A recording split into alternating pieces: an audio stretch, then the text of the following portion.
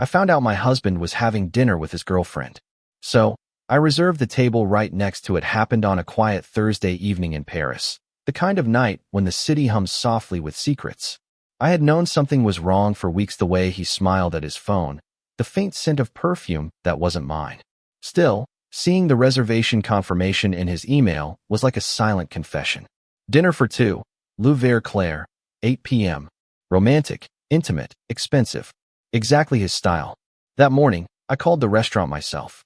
My voice didn't tremble when I asked for the table beside his. The hostess, unaware of the storm I was preparing to walk into, confirmed it cheerfully. At 7:45, I walked into Louvre-Claire wearing a black dress he once said made me look dangerous.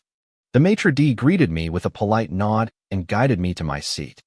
The restaurant was warm, filled with the quiet murmur of conversations and the clinking of wine glasses. My heart pounded so hard it drowned out the violin playing in the corner. They arrived just minutes later.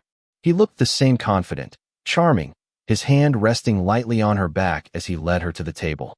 She was young, probably no older than 25, with laughter that came too easily.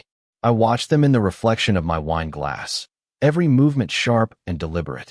He poured her wine first, smiled like he used to smile at me, and for a moment, I wondered if I'd ever really known the man sitting there. The waiter asked if I was waiting for someone. I said no, I was exactly where I needed to be. He nodded, perhaps sensing more than I said, and left me to my silence. I didn't plan a scene. I didn't want chaos. I wanted truth.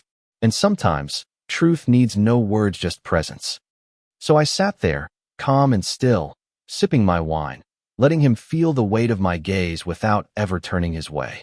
When his laughter faltered, when his hand stopped midair holding hers, I knew he had seen me in the reflection too.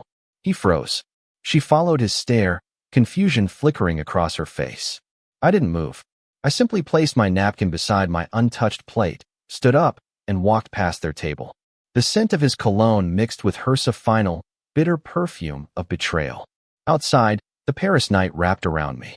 The air was cool, the city lights blurred by the tears I refused to let fall. Somewhere behind me, laughter began again, forced and hollow. But I didn't turn back. I walked along the Seine, my heels echoing against the cobblestones, feeling strangely light. I hadn't come to confront him. I had come to end something quietly, with dignity. And in that silence, I found the one thing he could never give me: peace.